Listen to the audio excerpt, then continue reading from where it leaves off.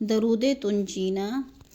اللهم صل على سيدنا محمد صلاة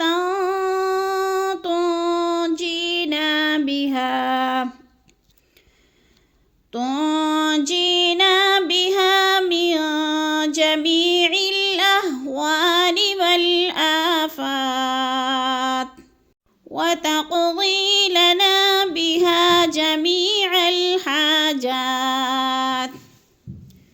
وتطهرنا بها من جميع السيئات، وترفعنا بها عندك أعلى الدرجات، وتبلغنا بها أقصى الغايات من جميع الخيرات في الحياة وبعد الممات، إنك على كل شيء قدير.